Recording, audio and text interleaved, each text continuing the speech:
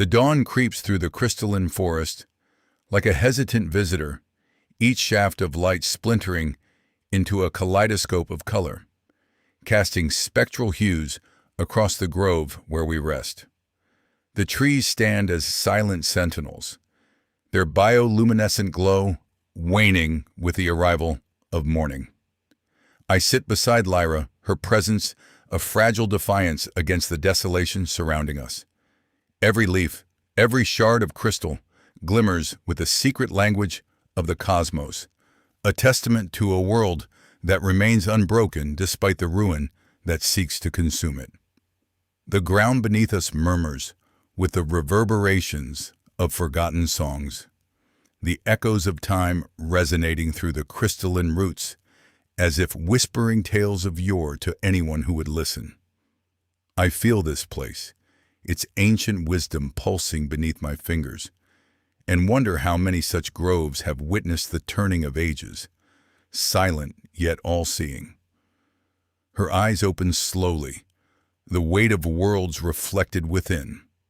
For a moment, she remains motionless, the rhythm of her breath the only sign of life. Then, like a whispered secret, she speaks of the ceiling, her voice a gentle incantation that weaves through the air, twisting with the morning mist that clings to the edges of reality. I saw the fabric, she says, her gaze unfocused, as if peering beyond the confines of reality itself. It was alive, Kale. Alive with memory, with echoes of the past. I listen, each word a note in a song of ages. The revelation is not unexpected, yet it is profound. We, as walkers, have long known the fabric as a force, a tapestry of dimensions, woven by those who came before. But to see it as living, as holding memory, that is a truth seldom touched upon, even by the oldest of our order. The concept unfurls within me, like a lost page of text suddenly illuminated, revealing the depth of our ignorance beneath the guise of understanding. "What did you see?" I ask, my voice barely disturbing the crystalline silence. A hush that lies heavy, like an ancient oath. She closes her eyes again, the images replaying like shadows across her mind. "I saw the first walkers," she whispers, "their hands crafting barriers that bind worlds. I saw their faces, their determination, the moment the boundaries were conceived." Her voice trembles slightly, each word a pebble cast into the still waters of our fragile reality. Her words paint images in my mind, stories I've heard but never seen. The walkers, ancient now, blurred by time's relentless march, had laid the foundation of our existence. But there's more, much more, in the depths of her vision, and I find myself drawn into the tapestry she weaves with her words. "I saw Maren," she continues, her voice faltering as if the name itself is a wound that bleeds anew. The mention of Maren strikes chords of memory within me, a haunting echo of what once was and could never be again. Memories flood back, Maren's laugh like the chiming of bells in the forgotten spires of our youth, a beacon in the dark labyrinth we traversed together. And she hesitates, a shadow crossing her face. Something else was there, a presence within the fabric. It was old, older than the walkers, awakened by the collapse. My heart stills, recognition fluttering in the void. The architects. The name alone is like a gust of cold wind, chilling the marrow of my ancient bones. They were myths, legends of beings who spun the very threads of reality before our kind ever walked the paths between worlds. Believed to be extinct, their existence had been a faint echo in our history, a tale told to remind us of our place in the cosmos. The mere mention of them sends ripples through the fabric of my understanding, shaking the foundations of everything I have stood upon for centuries. "The architects," I utter, the name a reverence on my lips. You saw them? Not them, she corrects softly, her eyes distant, seeing things beyond the veil of time, but the impression of them, as if the fabric itself remembers its creators. Silence envelops us.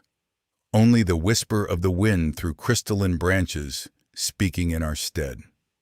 The knowledge of the architects lingers like an unbidden specter, casting long shadows over our purpose and existence, shadows that wrap around us, tendrils of doubt and dread that threaten to tear the delicate fabric of hope we have stitched over the chaos.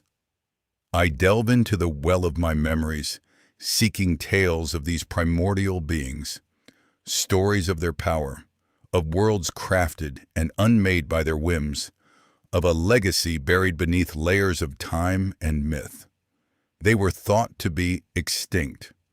The fabric's memory, however, suggests otherwise.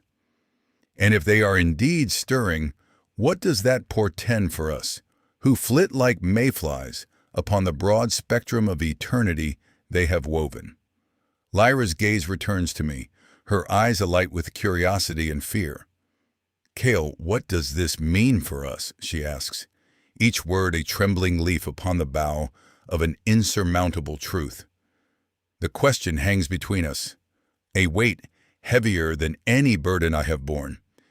If the architects still exist in some form, if the collapse has stirred them from their ancient slumber, then our world, our very existence, is poised upon a precipice overlooking an abyss of time where echoes of forgotten legacies roar in the silence. It's a sign, I say, my voice unwavering with centuries of tempered resolve, though each syllable is a struggle against the tide of uncertainty threatening to overwhelm. The past reaches into the present, a reminder of what we once were and what we may still become. In this moment, as the light of dawn spreads its fingers across the grove, I understand that we stand at a crossroads, where every choice could unravel or mend the fabric anew. The walkers had believed themselves guardians of reality, but the truth is infinitely more labyrinthine, a maze of intentions and destinies woven into the very essence of time. As I ponder the implications, a distant howl reverberates through the forest, a reminder of the danger ever lurking at the edges of our awareness. The presence of the architects, their latent power, could be both boon and bane. The howl echoes, a wolf's lament caught in the throat of the world, reminding us of the feral chaos waiting to devour the unwary. We must tread carefully, I murmur, more to myself than to Lyra.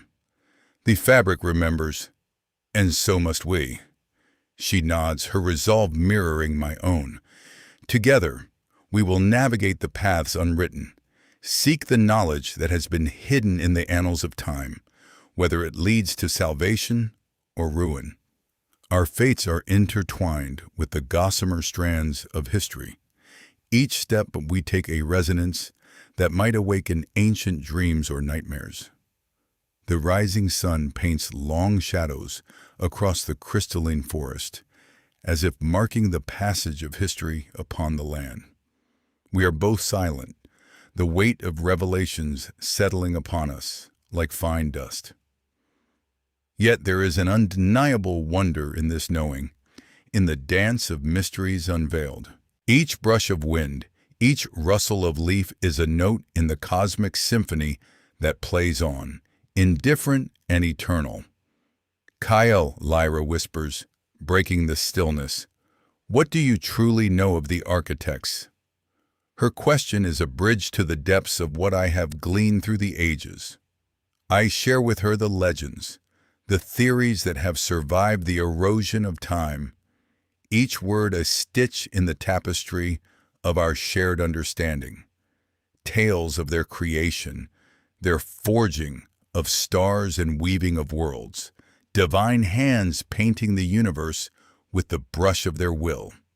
As I speak, the air grows tense with the gravity of what is spoken. Lyra listens intently, her eyes reflecting the dawn's light, her heart beating in sync with the pulse of the forest around us. Each heartbeat a reminder of the fragility of life, of the ephemeral dance we partake in upon this world stage. And then, as if the forest itself breathes its agreement, the light shifts, casting everything in an ethereal halo. It is a moment suspended, a fleeting glimpse of eternity mirrored in her eyes, a temporal oasis where the weight of time neither presses nor wanes. What we do now, I say, my voice a thread spun from resolve and hope, will echo through the ages. We are not just walkers. We are the stewards of what the fabric remembers. The revelation binds us, a shared oath etched into the marrow of our being as we rise together. The crystal trees silently bear witness to our pact, their glow softening into the day, like ancient witnesses who have seen the rise and fall of epics and empires. In this place, at this time, we are one with the past, and the path of the future unfurls before us, fraught with peril and promise. Our shared silence is profound, a solemn hymn to the transient beauty of existence, standing united under a tapestry that stretches across time, woven with intention and consequence. The architects were thought to be extinct. They are not.